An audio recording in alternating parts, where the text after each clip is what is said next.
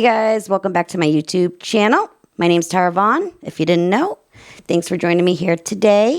If you haven't already, if you could please like and subscribe down below, I would be greatly appreciative of that. Well, anyways, today I did want to speak with you guys about child exploitation in these family vlog channels. I recently came across a trending video, and I'm not someone who follows family vlogging channels on a regular.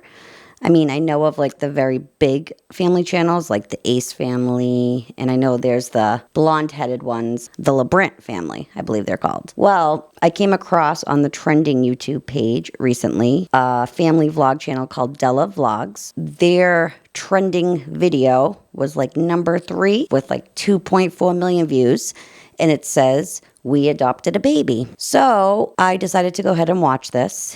After watching that, on the recommended side of YouTube, popped up a video of the Dad Challenge podcast.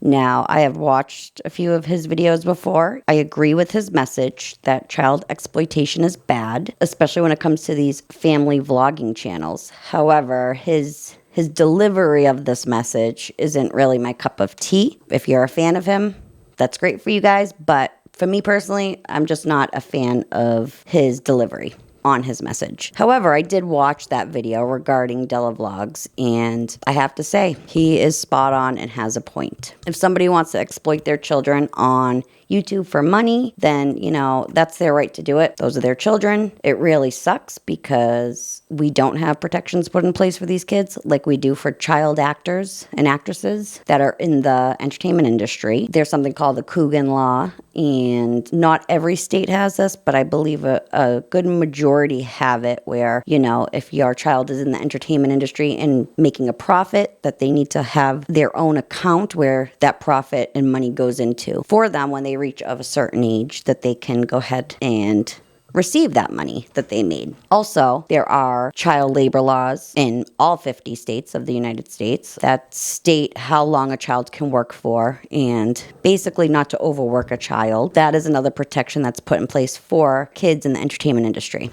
However, when it comes to TikTok, Instagram, YouTube, there is no protections in any states that state how long you can work your child for. There's no laws protecting the money that you're making off your child. Basically, the United States, we really need to kick it in gear in all 50 states and start legislating in our offices for protections of these kids that are exploited all over the place. Sadly, YouTube is really a big kids' place.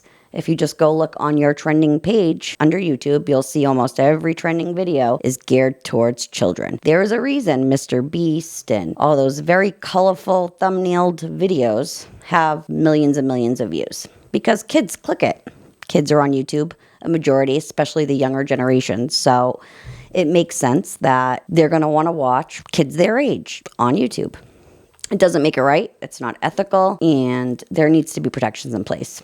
However, now going back to this Della Vlogs couple that I watched on the trending page here about they adopted a baby. Now, I'm going to say my previous job, I actually worked for kids in my foster care system through my state of Massachusetts. And one rule was very clear working with kids in foster care. There is not to be any photographs taken of them, no mentions of their name. It was so very strict because there is a lot of concerns with posting a child's picture on social media for many various reasons, depending on the child's situation. That's just a given. Never mind if you were to foster a child through the system, you definitely are not allowed to plaster that child all over social media, not for your own gain especially, but for privacy concerns regarding the family situation in whatever situation that may be per case. I don't know about adoption per se, but I would think that our systems would have something in place where if you adopt a child, doesn't matter what age the child is, that should stand as the law, that they should not be posted on social media, especially for a good certain amount of time. So to my surprise, this couple, Della Vlogs here, that I was watching, posted, "We adopted a baby." Now, when I scroll through their homepage here and I looked through their last videos, one of them was our adoption scam update. Are we still adopting? Our adoption was a scam. So I haven't fully watched those videos, but, monetizing an adoption scam, It's like not everything needs to be shared on social media, especially something as personal as adoption. But I did watch their latest video, We Adopted a Baby. And honestly, I feel kind of disgusted about it. They seem like a great couple, loving, caring, and clearly they wanted this baby. What I know from personal experience, people wait years and jump through hoop after hoop after hoop to try to adopt a child. So how did this couple go from our adoption was a scam 2 months ago, and then 9 days ago, we adopted a baby? How did that transfold to that?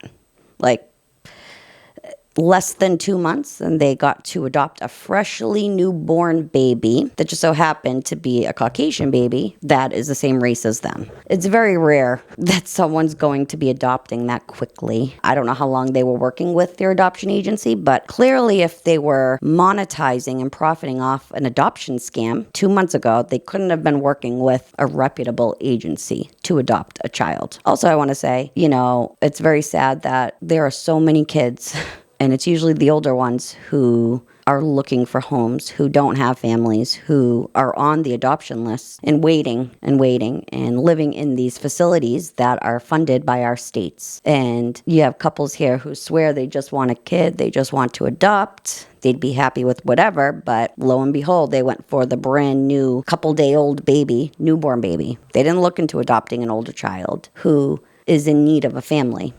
And that says a lot to me as somebody who was in the foster care system myself briefly when I was younger. It's really bothersome. This poor baby that they adopted, right from the minute they met her, they had a camera up in her face. They didn't savor that moment for themselves, becoming new parents and meeting their new daughter. And that rubs me the wrong way. These family channels, you want to go ahead and be a family vlogger? There are ways to do it where you are not literally exploiting your children for the entire internet to see. They didn't have to show the baby in their first meeting. They could have chose not to show the baby's face. And all I could think about also is, what about the biological mother who just gave birth to this baby and who has now been separated from this baby? We don't know what the reasons are. They don't state what the reasons were. Did she give her up willingly? Was she not in a good place that she could keep a baby? Was she imprisoned? I mean, there's so many different situations that this baby came into the world. And here you have her being plastered all over YouTube on the trending page of YouTube, which means that it's now got 4.2 million views. Think about that. 4.2 million people who have now seen what this baby looks like and knows that this couple adopted. You don't think the biological mother is going to come across that video and see her newborn that she just carried for 9 months and birthed to and had to give away and is going through the trauma of that? Something about that is ethically wrong. It should not have been allowed. Now, I remember about a year or two ago, there was a couple who was looking to adopt on YouTube, but couldn't because the agency, which was out of country, wouldn't allow them to show the baby's face for an entire year until that adoption was finalized. Because usually adoptions take time to finalize. It's not just sign and done. Usually there's a process. It takes time to work through the court, depending on what state you're in. I'm not going to pretend like I know the exact process of that. It seems like it has to be a little bit more thorough than just, here, sign on the dotted line. Here's your newborn. And that's it. Wipe our hands. All done. Best of luck. Given that the other couple situation, they decided not to adopt because they lived their lives on camera. And they weren't going to be able to show that adopted child for that first entire year. Then you have that other couple, I think her name was Micah Stauffer, who did adopt a little boy and who exploited him all over her YouTube channel and for millions of people, only to decide to give him up because his behavioral issues were more than she could handle. And that situation is like literally disgusting and sickening and infuriates me to my very friggin' core, man. From that situation, and I know how that it hit the news and all that, that's when our state legislation should have started doing something to put laws into place to protect especially adopted children. These children are coming with more trauma and just more confusion overall, and to be placed in with these people who are literally exploiting them for profit, it doesn't sit right. And I hope that if you agree with me that you're not going to go ahead and give these people the view, you're not going to continue to follow them, because it's not right. It's wrong. If they truly wanted to adopt a child, that should have been something private between them, each other, and their families.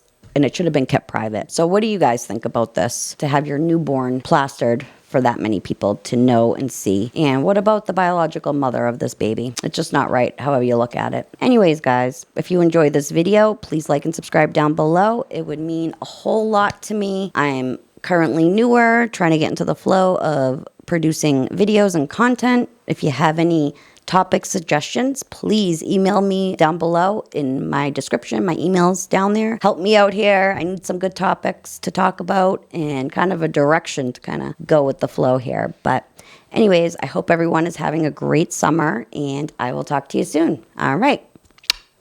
Bye.